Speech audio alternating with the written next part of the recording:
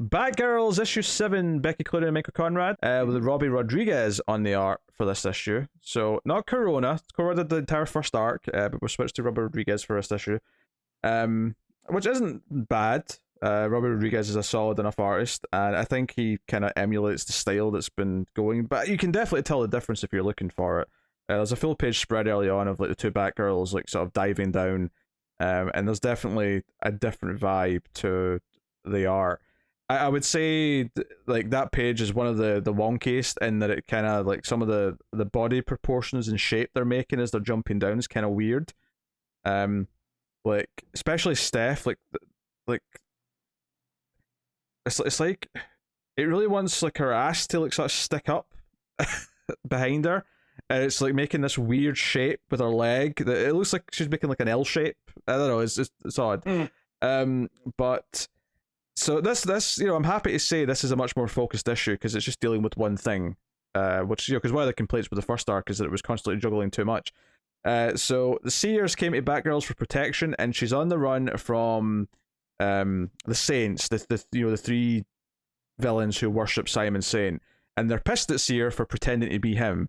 So they're chasing after her, and they actually nab her. But the two Batgirls sort of confront them, and they pretend they're letting them go, and this is all part of their plan. Oracle's over the comms, and the main thing is that they follow them back to what turns out to be the Iceberg Lounge.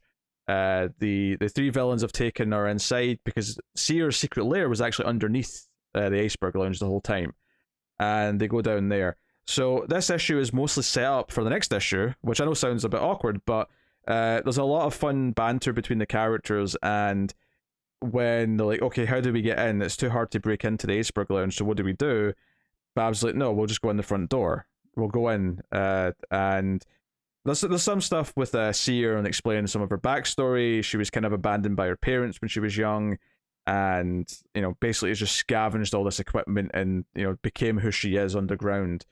But it's like the plan is that Babs is going to get dressed up in a fancy dress and a ball gown and just go into the Iceberg Lounge. And there's a fun little segment where the other Batgirl's like, is this the best idea? And Cass is actually quite excited at the prospect of dressing up. So we get like a little fantasy page where it's all three of them are dressed up. So you get Steph in like this purple dress, Babs is in a black dress, and Cass is in like a fancy tuxedo. But then Babs is like, no, you two are going to be the oracles for this mission, so you're going to be outside with the computers talking to me. And Babs meets up with her date for the night, and look who it is. It's Dick Grayson in a suit.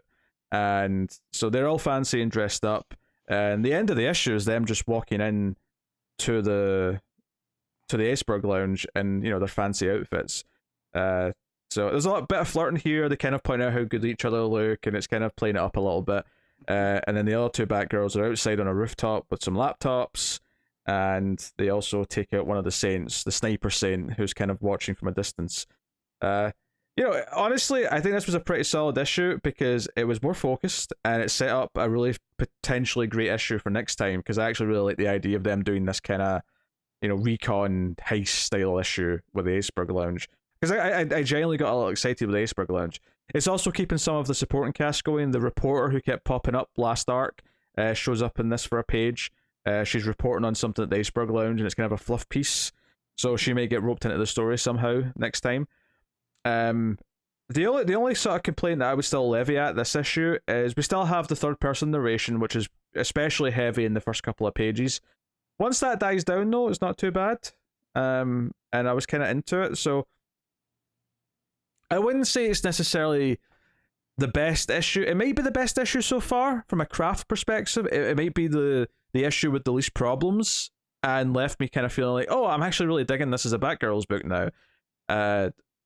Because I wouldn't necessarily say the plot's as exciting as some of the stuff that they were doing before, but because it's actually allowed to breathe, and because it's just this one plot, and because I'm excited about this potential next issue with the Iceberg Lounge, it did a good job of setting up.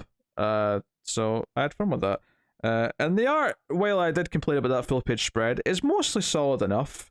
It does some different things with the the characters in a way. I feel like Cassie's hair's evolved a little bit. She has kind of like her hair tied up in kind of a I guess her hair's a bit longer now, as effectively is what I'm saying. She's got more of a ponytail as opposed to the sort of the bob that she usually has.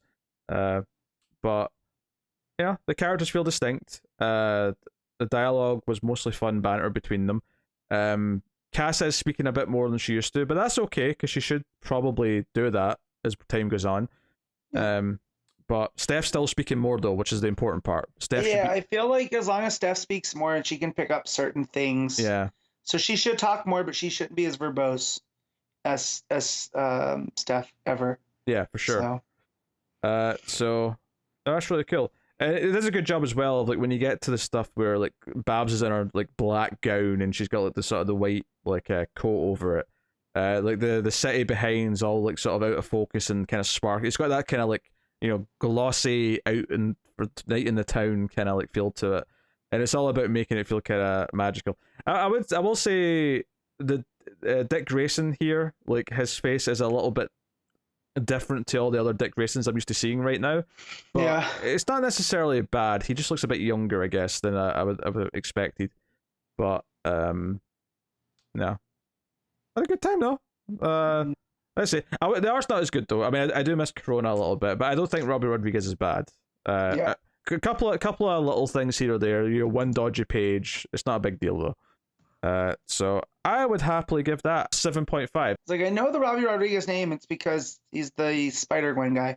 Ah, that makes sense. Yeah. Yep. So there you go. I might have to see how his Batgirls look. Let's be honest here. I can see like a lot of overlap with Spider-Gwen and Stephanie Brown. Yeah. No, there is. Yeah. I can see a lot of overlap with that. Yeah, Stephanie Brown existed first. I think she did anyway. Yeah, no, Stephanie Brown's been around since the Robin book of the 90s. Oh, sure, but I mean, like even just her like solo adventures as Batgirl, I think predate. No, because Spider-Gwen. Her as Batgirl came 2009. Yeah. So there you go. And say it was after Battle of the Cowl and all of that stuff, because I remember the issue that Babs comes to her, and that's where the waffles came from. Mm-hmm. So yeah, phenomenal series. Brian Q. Miller's Batgirl, I highly recommend.